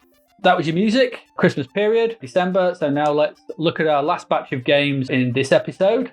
And let's kick it off weird style with Batalyx, a Jeff Minter joint. I'll leave it to you. Tell us about Batalyx, Graham. So I'm gonna go with how I encountered this game, because right from the get-go, you either really dig Minter games or you kind of don't. Now, that's not to say there's anything wrong with Jeff Minter's programming, because he's a really lovely, talented, and clever guy, and he is. And his games are all kind of erratic and crazy and full of really wild stuff, and that's all good if you like that kind of thing. I've never been a big fan of Jeff Minter games. That doesn't mean they're not good games in the slightest, and it doesn't mean that Jeff Minter isn't a lovely guy, because he is. And I've met him, and I've even played Tempest, his version of Tempest on the Atari Jaguar with him, and so all good. I just found this game a little bit difficult to get into, and it's actually, let's go back. There is a little bit of a story to this game. So you're part of some kind. I suppose it's like a sci-fi story essentially. So you've got a task force. I think there's 6 games essentially in here, or I think I'd argue it's 5 games and kind of a synthy thing. But anyway, 6 playable things, and you've got to I think you've got to beat each game in a sort of a collective battle so that you can defeat this evil enemy. I can't remember what even the name of the enemy is now. There's such complicated namings of things in here. There's the Zaxians and there's the pseudo primes and there's all these kind of strange characters. What they are in game terms in this game is camels and llamas and kind of weird graphics and stuff going on all over the screen. Complex controls, different kinds of... Each of the 6 games is kind of a mini game, and each of those has got kind of a weird psychedelic quality to it. So you kind of playing in... It's almost like playing, when you're high on something. So I find them a little bit difficult to play and get into because I find them stroboscopic, over colourful. I don't want to be over critical of the game because it's presentation-wise and everything else, it's so unusual and different that it merits a lot of pats on the back just for that. But in here, you've got to beat these kind of mini-games to sort of solve the thing and whatever that might be. I couldn't figure out the hell I was doing in almost every one of the games. The first one I played, it was kind of a shoot 'em up, multi-directional, but the controls were all backwards on what I was playing. I couldn't figure out what I was really meant to be doing. The second level, one of them was kind of like a defender-style shoot 'em up where I was sort of shooting at what looked like camels. Then there was one where I was kind of an eye and I was making these little background graphic kind of things sort of move and rotate with weird sound, kind of wee boo woo sounds, and I just found myself a bit overwhelmed trying to figure out what the hell I was doing and what it all meant. Now, I get that there's a lot of clever programming and graphics and talent and sound and everything that goes into all of that. But surface level, just for me getting into a game, I just found it, I wasn't sure that it just didn't feel like a game that I could really get behind and get into. Now, I've played other Minter games and some of them are more approachable and more playable than this. You know, for me, they get better. This was, I think, one that came after Untitled, which was a kind of a weird rhythmic game. So I don't deny the guy's got amazing ideas and the ability to program is without question. Myself, I have trouble finding my way through the games themselves and playing them because I just don't get into them enough. And I find that they reach a certain difficulty level, which is so extremely hard that I can't do it. In the end, I think, I'm sure there's great games in there for somebody out there who likes that kind of psychedelic, multicolour, crazy world of Jeff Minter. And if you love that kind of thing, there's loads to go out here. 6 entire mini games, lots of value in it. But for me, it just wasn't my cup of tea at all. And so I kind of found it a little bit off-putting in that respect. It's the Jeff Minter game I didn't like. Later we'll play another Jeff Minter game, and I do like them. So it's just, I wasn't keen on this one. What about you? I thought, very similar to you in a lot of respect. I think that I think I appreciate Minter more than actually like his games. I appreciate the fact that they're very, very clever. And, he obviously got a lot better. He started with, I don't know whether he started, but was it Hover Bother, one of his early ones? Something like that. And then, obviously, Mutant Camels and everything else in between and all that sort of thing. And this just draw on a lot of those kind of ideas. The first game was this weird kind of, it felt a bit like some kind of weird asteroid type dealio sort of thing. But the controls of, you push to shoot in a direction, which then blasts you in the other direction. Yeah. I couldn't. My head couldn't do it. I don't know. My head was like, no, it was just, it broke my head to play it. So I moved on to the next one. The next one was essentially Attack of the, Mutant Camels or whatever it was. It's Empire Strikes Back again from the Atari. So it's a version of that. You got the camels instead of big AT-ATs walking along and you got to shoot them. There's also kinds of crazy stuff going on. You're shooting them. The next one was, I thought it was on the back of a camel going towards some kind of That's right. big glowy pyramid, guiding something towards it. Maybe I was, or maybe I wasn't. I wasn't sure. Don't know. Then there was a shooter thing kind of like Anticipatal, or is it Anticipatal? Or Iridis Alpha? What they come later, don't they? I'm not sure. I get mixed up with the lineage of these sort of things as well. I mean, I have to look it up, but they all become very much of a muchness in all this run. So you're bopping, jumping from top to bottom. You're kind of some kind of weird sort of clippy or something you're called or something. So you're some kind of sort of goat-like man thing or something or other. So with trails everywhere and psychedelic and everything like that. Then the next one, you've got this weird tonal thing and you're moving these things around. And the last one's essentially a visualizer of some description. Technically, very clever. He's doing things with the Commodore 64 that other people are not doing. And he's making it, some interesting stuff, and he's not following your typical collectors on stuff. He's doing some interesting stuff. But again, and I'm first to state sort of thing, it's just not for me. It just doesn't gel with me in any shape or form. It doesn't connect. It doesn't click. I don't know. Maybe I like something that is a bit more grounded and I can get my head around properly. Your Braybrook games. You later would come on to people like Stavros Zoulos and people like that. Those kind of games where I could, there's something to latch onto. They feel very personal to Minter and his way of making games and his view on them and what they can do and everything like that. And I completely 100% utterly behind that. You do your own thing, whatever sort of thing. But I couldn't recommend this, or I couldn't say I enjoyed it because I didn't know what the hell I was supposed to be doing, or really. But even reading instructions and reading reviews and looking at the thing sort of thing, I still had no clue really. And that's what I thought.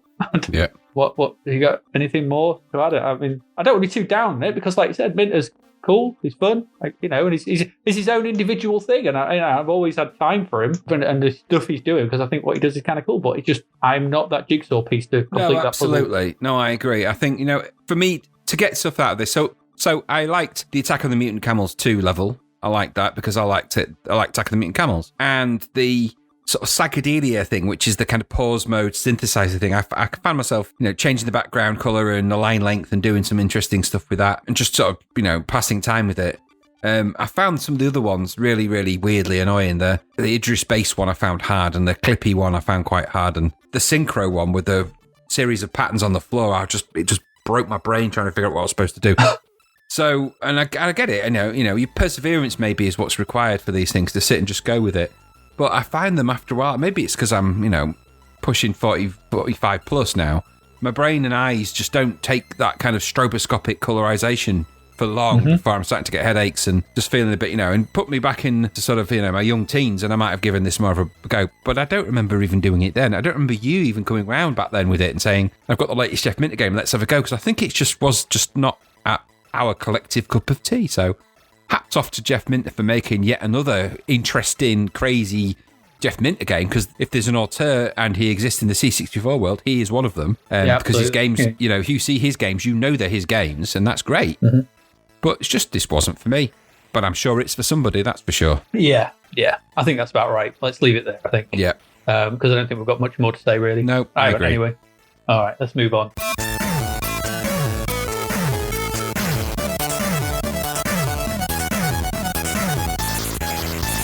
Intriguing as that was, it was better than our next one, because our next one is a game called Zyto.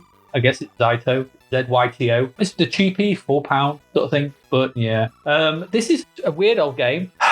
Let's try and explain this, because it's part. Right, and when I say some of these games sort of thing, don't think I'm saying it's at the quality of them. So don't, it's not. But there's elements of Defender, there's elements of Moon Patrol, and even a little bit of Choplifter in this, in the strange weirdness of it. So what you do is you start off, you control some vehicle, and then you launch some kind of craft. And so you go around, essentially you've got a wraparound landscape, Defender style. So there's your bit of Defender, okay? So that's it. Don't think it's any other way this is like Defender, because it's not. Apart from the controls are a bit similar sort of thing, because you flip to the left and right hand side of the screen. There's Moon Patrol in the fact this buggy goes over the landscape sort of thing, so there's kind of a bit like that. And Choplifter in the fact you can pick stuff up off the floor, and you've got to pick these bridge sections up and drop them down and then go back to the thing, and just you flip round, and you've got to land every now and again to repair the ship and get more ammo. There's a decent idea here. There's something quite interesting here, but it's just not very good. The shooting is really dull. If this is a shoot 'em up, you've controlled this kind of, I don't know what it is, this rocket type thing, this like sort of Flash Gordon style rocket ship thing. You've got to build this bridge, and I thought that, and then your buggy, you go back on your buggy, and then the buggy's wheels extend, and it can move along the landscape a bit further, but mine got trapped in a hole, and I didn't really know what was happening at that point. And it's really insipid visuals. The sounds are terrible, and there's an idea here that somebody had, these kind of picking stuff up, Choplifter style, and dropping them off, or moving bits of landscape around to fix stuff. Moon Patrol with this kind of thing, and this wraparound Defender style stuff. And there's elements here that none of it, unfortunately, really comes together to make a cohesive whole in any way that you'd actually want to play. So my final comment on this was just the ambition far outstrips the ability to pull it off. I don't know. What did you think? Did you get on with it, or any further on? Perfectly good summary. I agree with everything you've said. I found it too hard. Again, these games with sort of crazy difficulty. This is made by a Rabbit, wasn't it? So this was not made by a Rabbit. That would be impressive. It was made by Rabbit Software, who were taken over, bought by Virgin. Rabbit, if you remember, famously made Trooper Truck. I don't know if you remember that we talked about that in episode 0, the Crapvert for the Trooper Truck. So there's elements of Moon Buggy in there. There's that weird sort of scrambly mixture. But like you say, none of the good things of any of those, and none of the finesse or finishing of any of those quality games that's required here, which means it's just difficult and unnecessarily so. And, there's better games out there. For a game that's essentially, because I quite like that, the way the legs stretched on the buggy when you went over the landscape. I thought, that's quite a neat little thing. But that's the only thing I found. After that, taking off with the rocket, I started shooting things. I thought, okay, there's something in this. And then for some reason, it stopped me from being able to, because I damaged my vehicle. I couldn't actually turn around and shoot, and I couldn't land, and I couldn't do anything, and boom. And I just thought, stop making games that make it difficult for me to do the very thing you want me to do. You make a game so that people can play it, so that people can achieve, get scores, and whatever that dynamic is that you're aiming to provide for the player, don't make it impossible, because what's the point? What's the point in making games that are so hard like this? And it is ridiculously hard. I'd defy anyone to get off the first level if you even make it that far, but if you do, you're not going to last on level 2. And it's unnecessarily difficult because the controls feel like you're fighting after a while. And so there's interesting touches in an otherwise dull game with very little to offer. So, they gave it, 40-odd% around. I think that I would agree. It's probably high, that, from my experience of it. I didn't enjoy it. So it's another budget disaster.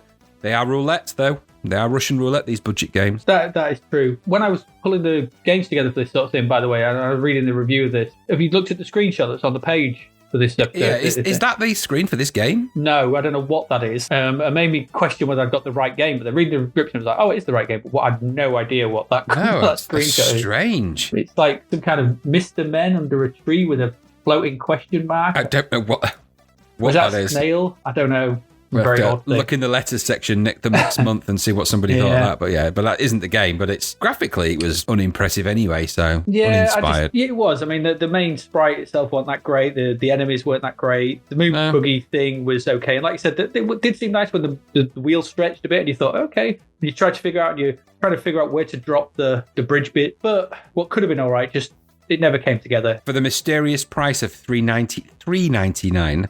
It's not quite budget, and it's not quite cheap. It's just outside of pocket money range for most. So it is, yeah. I mean, that's my full paper round money. Yeah, actually, yeah. Back then, it would have been all your money in one. Would you have been happy if you'd have rushed to the shop and eagerly bought your copy of Zyto and then got home and loaded that up and gone, right? Okay, so it's Moon Buggy with Scramble mixed in for no reason, and it's awful. No, I wouldn't have been happy. That would have been going back to the shop with this didn't load. It didn't load, Mister. Won't load on my tape deck. And I got a precision screwdriver to change the azimuth. Yes, alter the legendary and mysterious azimuth. The azimuth. I reckon that wasn't its real name. I just think that was a character from an adventure game. Yeah, or perhaps the ancient night Mayan god that the people who made that tape deck pray to at night. Azimuth, praise Azimuth. You have to poke the azimuth with your screwdriver. You poke your own azimuth. Okay, I will do. But later, Zoltan, later. Later. Oh, Zoltan. Hound of Dracula. It was better than this shit. Yeah. Zyto, let's move on. Zyto, Noto.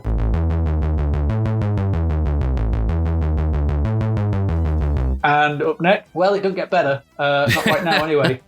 I say that a lot.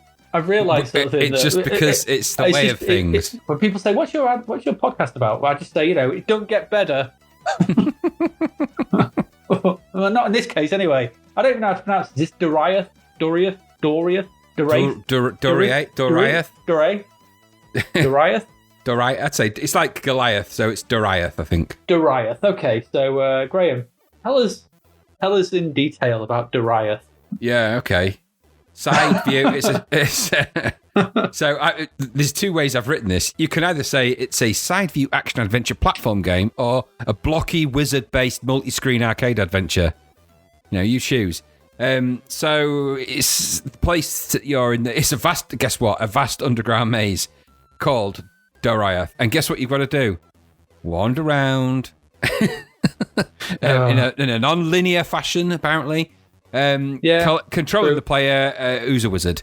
Yeah, you move around. The basic moving, running and jumping. Make note of the jumping part because you're going to be doing a lot of jumping. That's handled with the joystick. And you got spells that you can use by pressing the fire button. So kind of basic controls. The ultimate goal of this game is to retrieve the coronet. And you got to find 8 pieces of the riddle scroll of Worsley. I'm making this up. This is true. I'm going to do that in the next episode with better nameage. I warn you now. But so if you do assemble the 8 pieces of the riddle scroll of Worsley, you'll get the coronet's location, and you can get the coronet, and then everything else. So you've got a wisdom meter, which which you must increase to 100% by acquiring the items that are around the caves, and that changes the place. So you get the idea. So there's dragons, there's monster around it. They had a blocky, rudimentary graphic quality that reminded me of BBC Model B micro games. It's a bit like Citadel in that respect, although Citadel's way better than this. But it reminded me of that. So you've got to go around. There's boss monsters, and that requires certain spells. to defeat. You can pick up potions and that sort of stuff. So it's an explore the caverns game with blocky graphics. You've got an inventory which you can control to do certain stuff, cast spells. So it's a bit wizardry-like, but not in a, thank God, not in an isometric game with a welder. And that's really what there is to this. So it's in that kind of sort of entombed Black Witch blocky sort of style. So there is some detail. There's actually some nice little bits of animation here and there in this game. Weirdly enough, there is. But it just feels a bit like a poor version of those. So nice animated touches, but the controls were a bit limp and unfriendly. And the game just felt a bit, I've seen this kind of game a dozen times. Is it awful? It's not terrible, but it's just another blocky collector, shooty, wizardy, find the thing, do the stuff, screen by screen by screen arcade adventure, of which we've seen a million of. And so is it, but there's better ones than this. So that was my view. Doriath, I was not going to spend a lot of time wandering the halls of Doriath. I've met a dragon though, which was quite exciting, but it was a massive blocky mass, like Duplo, a Duplo dragon. So. You can beat him if you just walk straight left, don't you, at the very beginning? Yeah. So that's my highlight is, you walk into the dragon and get killed instantly and don't do that. Well, it was a dragon, so I just turned tail and ran immediately. Yeah, that's the best way. I just thought this was a crap Elidon. Yeah, it is. So I mean, it's just play Elidon if you're going to play it. Yeah, the fantasy flick screen adventure thing with awful visuals and sound and controls. You get damaged by drops of water from the ceiling. Yeah, well animated drops though. Well, overly animated, I thought. The inability to fire and move renders it almost impossible to progress, especially when the homing yellow wizards with blue stars appear. The idea of stopping them, no. It was a game that left me flummoxed. I don't use that word very often as to what I had played. At first, I thought this could be okay when I picked up found a key and so opened a portcullis and did some stuff. But the actual controls and the way the combat worked, no, it's just really dull, boring. Annoying jump. Oh, the jump. Oh, that jump. Because you start off in that first cave sort of thing and there is what looks like fire on the floor. Yeah. Which doesn't hurt you, but a drop of water from the ceiling, that will render you powerless, dear boy. Yeah, instant death. Yeah, ridiculousness. Yeah, don't play this. No. It's not one to go back to. So whatever it's called, Doriath, it's just no, Riot. No, just no. We say that a lot, but yeah, it was crap. And good luck if you do plan on finding the riddle scroll of Worsley. Well, to be fair, sort of thing, this would have been better if it was the riddle scroll of Wurzel, yes. And that had based it around Wurzel Gummidge and with trying to rescue Aunt Sally or something. Gummidge the game, that would have been and he would have been frightened. He wouldn't have been able to walk through the flames, would he? That would have been horrific. It'd have just burst into flames and a screaming scarecrow in the first 2 seconds of a game is upsetting. Is there a Wurzel Gummidge game? Because I'm feeling something. There's an opportunity or something to put different heads on for different abilities. Do you know what? I don't know why he could change his head. What was the point? Because he's a scarecrow. Was it for different occasions? Did it put his Christmas he's got his head? Clever head on. He's got his one for Sunday best. Sunday best head. Fair enough, yeah. That would have made a different dynamic to this game, Wurzel Gummidge and his multi-headed game, but... The ancient scroll of Wurzel. That would have been better, but can you imagine it? A blocky Wurzel Gummidge running away from fire. Just the graphic. If it's the same team that's doing this, forget it. I ain't wandering around Doriath as a scarecrow or as a wizard or anyone else. No way. No. Let's move on. Let's move on to something better. Yes.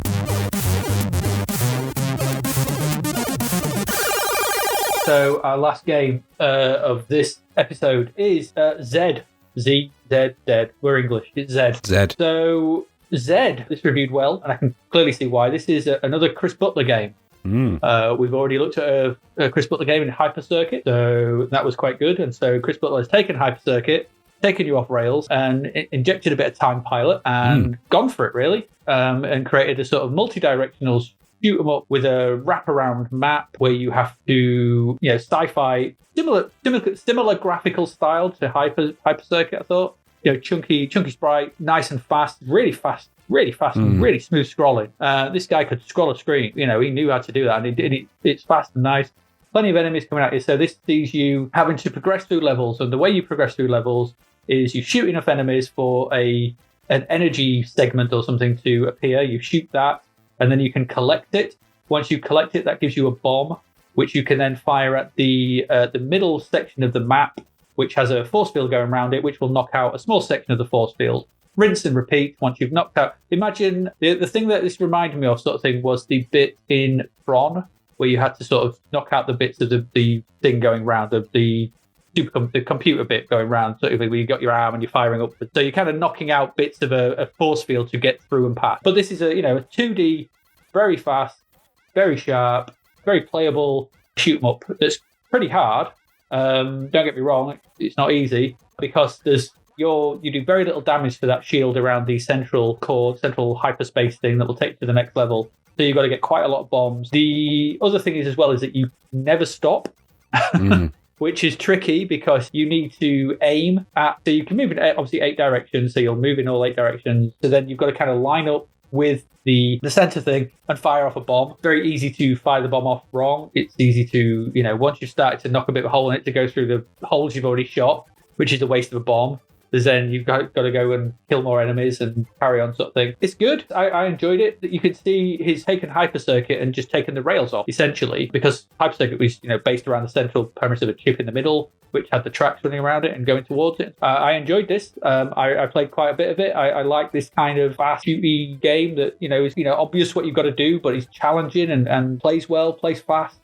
Yeah, I like this. What did you think? Did you get on with it? Or yeah, no, same. Really great. Really fast-paced. I like Chris Butler's style and the way he programs. He's a really clever guy. So the game's super scrolling, super fast, plenty to shoot at, doesn't feel too samey with the background, even though it does repeat. It kind of still feels quite fresh when you're zooming around. I think the speed adds to that. It's just a really competent game maker and programmer making a really competent game. It's almost like a natural progression from Hyper Circuit, so it's got like a nice sort of follow-on feel from that. It's not a sequel or anything, but it's got that from a game-making sort of point of view. It's kind of the next step on. So there's loads to blast, there's loads to like. The sound effects are great. It's a really nice shoot-'em-up title that has a little bit of extra purpose with the bombs and having to sort of navigate your way around and aim the bombs and stuff. But other than that, just it's like an arcade. It's a nice arcade blaster. It's the kind of arcade tone and feel that he had in Hyper Circuit that we said at the time. Yeah, this would have made a great arcade. He has that knack, which is I think why it lended himself to great arcade conversions later down the line. So I really enjoyed it. I found myself playing it for quite a while. It was like relief compared to some of the other garbage I've had to play. So when I got to this one, I was like, actually, I stuck at this one for a bit because even though it's kind of samey a bit, there's enough variety in the enemies flying around on the screen and attacking you and diving in and out to just keep you at it to try and.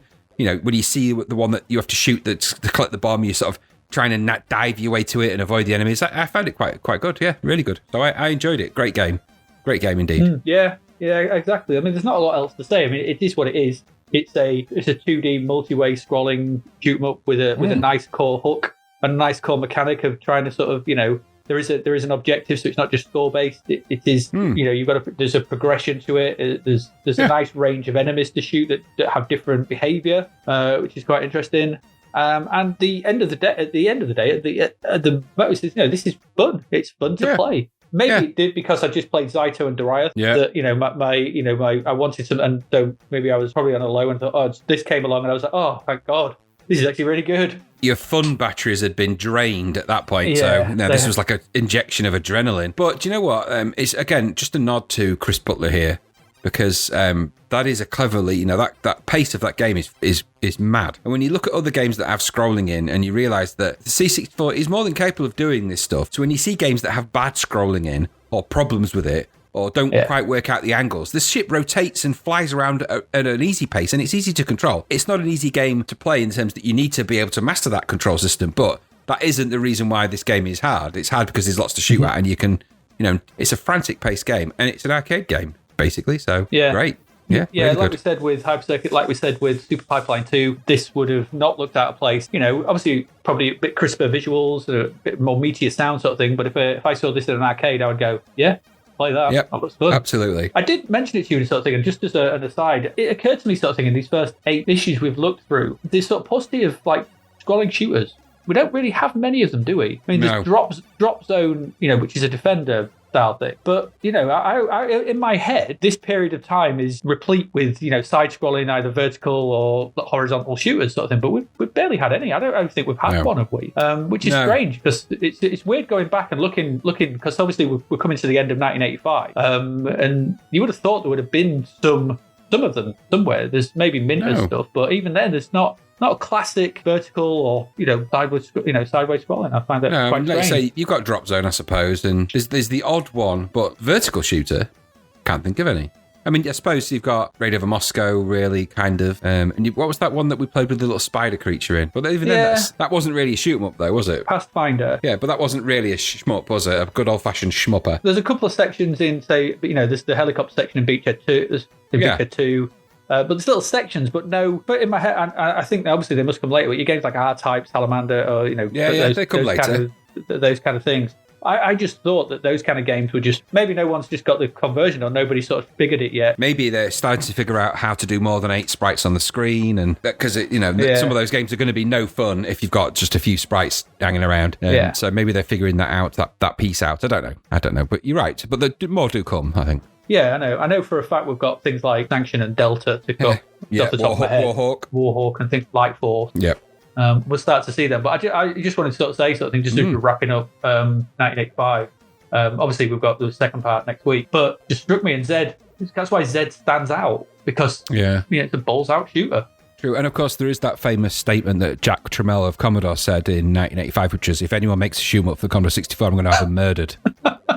So that might have had something to do with it. I forgot about that. Went the Trammell clause. Especially in December, there's only one clause you want in December. Yes. The last one you want is the Trammell clause. Who's come down my chimney? Oh no, it's Jack Trammell. It's Jack Trammell. He's trying to sell me calculators. He's going to shoot me because I've done a vertical scroll and shoot him up. A jack attack, it'd be a jack attack. Oh dear, Jack Trammell. God bless him. All right, there we go. That's dead. We like it. Go play it. That is fun. Let's move on, because we're going to round up this episode with some quick roundup and tell you what's coming up next week for this little bit right now.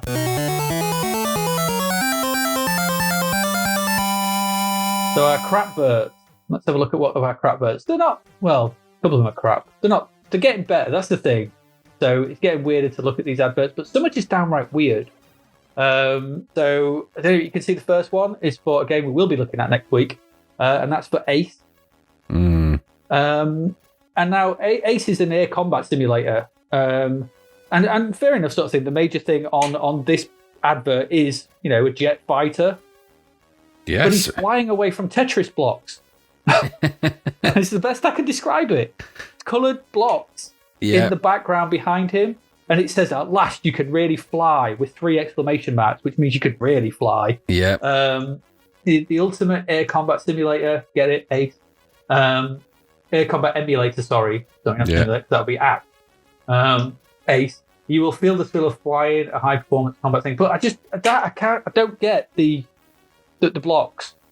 No, I don't. I'm not sure what the graphic design thought process is there. You're a bit more a graphic designer than me. You tell me. Even I'm not. I think it's meant. Well, there's 2 things really. Firstly, it weirdly looks like it's running away from the Channel 4 logo as it's about to form. Yes, that's true. So maybe it's that. So flight deadly Channel 4 logo and under attack. It does look like a sort of Tetris attack. I don't get it. I don't know why they wouldn't just put clouds and an airplane in the distance shooting at it or something. Make it more lively and exciting and. Yeah, a little bit more like what you'd expect to see in an aircraft in the sky, as opposed to one that's in trapped in some kind of Tetris void. Yeah, the only thing I can think of is if you look at the Cascade logo, there's kind of lots of coloured blocks around it. So maybe it's a 3D representation that it's trying to get away from. I think so. And just weird. The aeroplane's really nicely drawn as well, which is what baffles me is. But it's also it's monochromatic as well. Which it is. I think it's the only thing he could draw. And they said, "So can you draw? Something else? Something in the background?" Nah, I could draw one monochromatic aeroplane a month, and that's it. After that, I'm just colour blocks.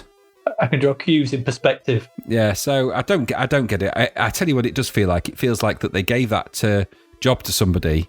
And he gave them an aeroplane, and that's all he gave them. So they're like, "Oh, great!" So we've got, and it looks to me like a bolted together advert. That. Yeah, because I don't like the way the Ace is on that right, reading downward. No, it doesn't make a lot of sense, does it? And this we'll find out with the game. It's not the only thing that doesn't make a lot of sense, but. All right, so that's Ace. Jet fighter chased by Tetris or Channel 4 logo, and make of it what you will.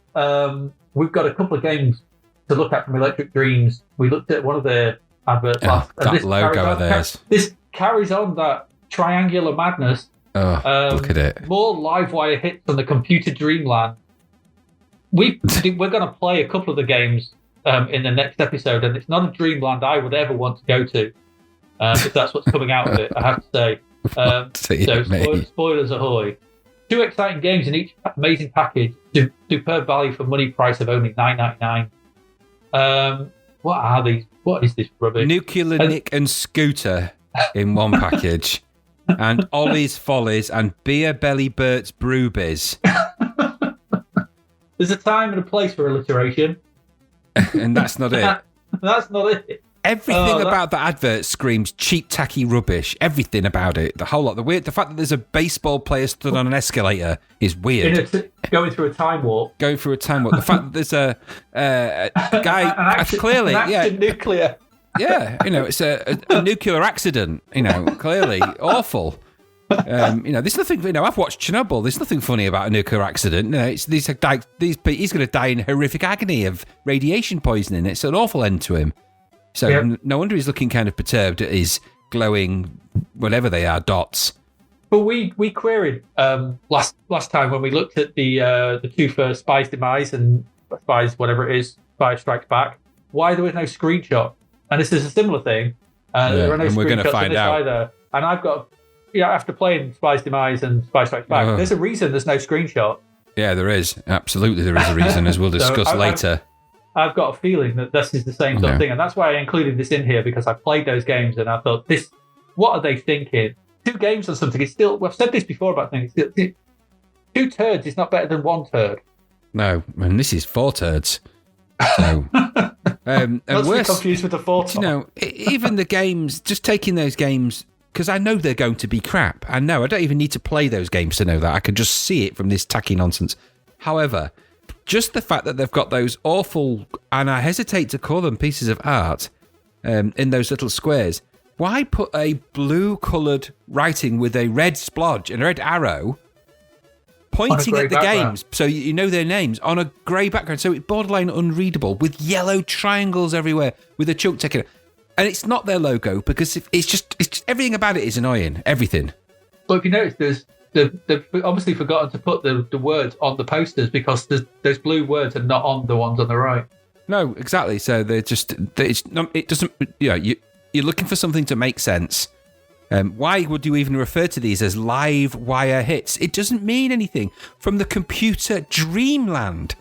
What are they smoking crack when they make these adverts? And that somebody approved that. Somebody in a QA process in a marketing department went, you know what?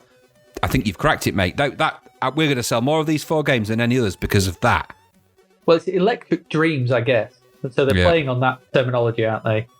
But either way, I'm not holding out much hope for this. But I tell you what, if you dream in electric or otherwise of that monstrosity, then you want to be waking yourself up and cold showering and getting it out of your head. Doctor, I keep dreaming of a baseball player on an escalator. I keep dreaming of it. What's it mean, Doctor? What does it mean? He's going to a time warp. I keep imagining myself playing a game called Beer Belly Bert's Brewbiz. I don't get what it means. Make it into a game. Make that into a game, for God's sake. I just expect to be slapped and shown the door. And I'm telling you now, superb value for money price at $9.99. That ain't. That's £5. It's too much. Too much. No, 5 pence would be too much. I'd rather buy 5 Kickstarts. Yeah, absolutely. I'd rather help Mastertronic by buying 5 of their one game, because it would push it up into the chart and do those programmers a world of good, than reward Electric Dreams for turning out this turd nonsense. Yeah. No, they just shit into a tape case and handed it to me. That's what that is. Twice. Yeah, if you haven't guessed sort of thing, when we do look at Spy's Demise and Spy Strikes Back next episode, we don't like them. So just a preview, just a hint. If you're sat here on tenterhooks going, oh my God, I wonder what they thought to Spy's Demise and Spy Strikes Back, we don't. You're going to love it. You're going to love it, yeah. Just go and do something else instead, rather than worrying about that. Anyway, Electric Dreams with more crap adverts, probably more crap games. Yep. And the last one. Well, no, okay. This is going to be a great game. We know this is a great game. This is International Karate, but there's stuff wrong with this advert that pains me. I don't like the shattered karate writing. No. That's underneath International. There's the representation of the things. It's okay. What gets me is I can't work out. What's he trying to do with his leg?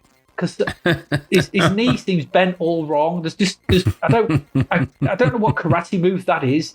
It seems all kind of weirdly wrong. Yeah. So, we looked at bad human anatomy stuff previously when we looked at things like Amazon Warrior and Knockout. And whilst this isn't quite in that realm, it's not far off. No. But what, it's going to be a great game, as we know. That advert didn't sell it. Some mysteries, aren't they, about this cover? So there are some mysteries. Why is Saturn so close to the Earth? I don't know. Oh, yeah, it just is. That. Just is. And it has absolutely nothing to do with this game whatsoever. Nothing. There's no part in that game where you're in some kind of space camp on another planet ever. So just taking that aside, that System 3 logo is really weird because that changes to a different logo later. So that System 3 logo is weird.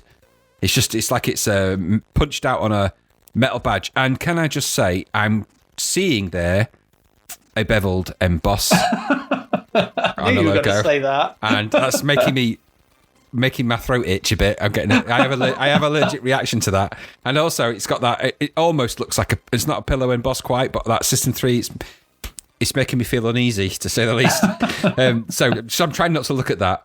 Now, what's weird about that, as you rightly point out, anatomy aside from these problems that they have, I've done karate in my youth. I don't do it now, obviously, but I've done it before. And I can tell you, if you're facing your opponent, and as they do in this game, the last thing you would do is kind of stand to the left of your opponent as he kicks and do a sort of side karate chop to his throat. You're going to block that kick using the blocks, which, strangely enough, you do in the game. You would block that using a block, and then you would counterattack using punch. And if he's doing that move, you know what move you're going to do to counterattack that. That's a punch to the cock. That is going to be a punch directly to his ball sack, and that's going to take him down, which it does in the game. So that's what's going to happen. So you wouldn't instinctively, if someone does that kind of move, and I don't know where, not only do I know where that move is, I think is he one-armed, that guy in the red suit? Because he looks like a one-armed karate expert for me, because his arms disappeared, or it's behind a pyramid. I don't know where it's gone. I don't know. So assuming that he isn't one-armed, let's say even if he's two-armed, you're not going to do and he's also punching him to the side of his neck. So it's no, and that's actually a foul move. You can't punch in the neck in karate. It's not. You can't do that. And he also looks a bit like Shaking Stevens in a weird way. So I'm wondering whether the guy hated Shaking Stevens, so he just drew an image of someone just smashing him right in his stupid Shaking Stevens singing throat. Maybe that's why the word karate is all shaking. Exactly. This old house is no good for you. You're going out. You're going through that green door, and you're done. And so that's what I think what we're actually witnessing there is a visual representation of the takedown of Shaking Stevens. And that's why it's not just a international thing, but a universal thing, because he was universally loathed. So even the poor people who live on Saturn had to witness the takedown of Shaking Stevens in that vicious and nasty punch to his stupid singing throat. Yeah. That's my interpretation of that. But I could just be reading more into it than there actually is. But I didn't realise that it was £6.50 of international karate, which is very impressive. The other thing as well, which is strange about this sort of thing, is if we look at the flags in the background and the arc, correct me if I'm wrong, sort of thing, but we've got America, Japan, the UK, Australia, and Brazil. Yeah, I think are the 5 flags represented there. The 4 images we've got are Statue of Liberty, America, New York, Big Ben. UK. Then we've got the Jesus, the statue of Jesus from Rio de Janeiro. The Brazil. Okay. And we've got the pyramids. That's Saturn. But I don't think the pyramids are in Japan or Australia. We've got no representation of Australia. And it's not like, there's nothing like, there's a few iconic things in Australia and Japan that could have been included rather than the pyramids. Mount Fuji, maybe. Sydney Opera House. Perhaps. Yes. Which is actually in the game, I think, isn't it? Yeah, makes sense. I think so. Do you know, and also, why are they so high up? They're in the clouds as well. I know, that's what I mean. They're fighting the clouds. They're really high up because they're right at the top of Big Ben. They're in the top of those pyramids and up the top of the Statue of Liberty there, I suppose it'd be more interesting than seeing essentially what would be a doorway and some feet.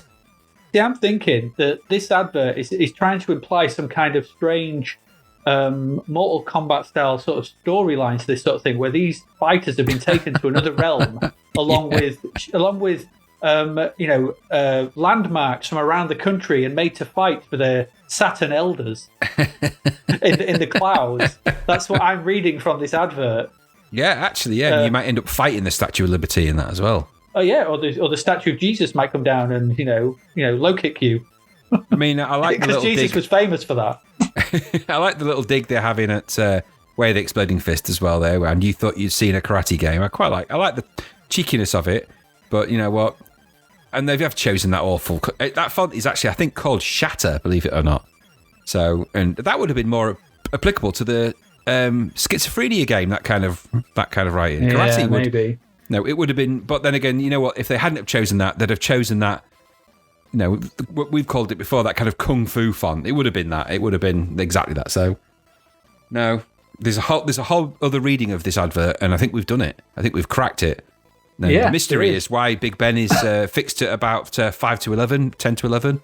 Don't know. Maybe that's key time in that game. Who knows? I don't know. And the Statue of Liberty's jaw is that's a thing. Yeah, and you know what? I didn't realise that the Statue of Liberty had, when he was the sculptor, or the sculptors that made that, it must have been a really windy day when they made it, because, you know, that's they really did get the wind effect on that sculpt in there. It's incredible. That flame. Yeah. That really does look like it was windy. That Statue of Jesus is massive as well in real life, which is really small compared to the Statue of Liberty. Yeah, that's like that's the micro version. Yeah, that's the one you'd buy from the gift shop. around the back. It totally is. Yeah, that's gift shop Jesus. That's the gift shop Jesus. Yeah. Take home for your friends. The gift shop Jesus. Oh, there we go. Right, so there's your Crapverts. We'll have more next week for you. Ace flying away from Tetris block, crap from Electric Dreams, and fighting for the pleasure of the people on Saturn. International karate. Right, that's your lot for this week. We have looked at, what games have we looked at? Well, we've looked at quite a lot. We've looked at Scarabeus. We've looked at Frank Bruno's boxing, Top of the Copper, Schizophrenia. We've looked at Batalyx, Zyto, Doriath, and Zed. So those some good stuff, some bad stuff, and some incomprehensibly questionable stuff. What have we got next week lined up? Well, we've got things like Who Dares Wins 2, which will probably lead to some discussion around Who Dares Wins and Commando and the entire debacle around that, which is strange. We've mentioned them, Spy's Demise, Spy Strikes Back. We've got more Rupert. We've also got more adventures of Sir Arthur Pendragon and fighting off the crazy comets, along with other stuff. So if you like what you heard, join us next week where we'll be discussing them. I've been Adrian Mills. I have been Graham Raddings. You have indeed. This has been Zapped to the Past. Thanks for listening, and we'll see you again next week. Toodaloo. Thank you for listening to the Zapped to the Past podcast. We hope you enjoyed our deep dive into the world of Commodore 64 games, as well as the music, sights, sounds and news from around the 1980s, driven, of course, by the issue of Zapped 64 magazine, published at the time. We will be back next week with another podcast, so do please join us. Until then, please head over to zappedtothepast.com to sign up to our email list, as well as check out all the links and resources in the show notes. You will also find us on Facebook, Twitter and Instagram under Zapped to the Past. The Zapped to the Past podcast is written and produced by Adrian Mills and Graham Raddings and recorded at Flaky Bits 2.0 studio. All opinions expressed are those of the writers, and while we indeed love Zapped 64 magazine, the Zapped to the Past podcast is not affiliated with it in any way. Stay safe and see you next time.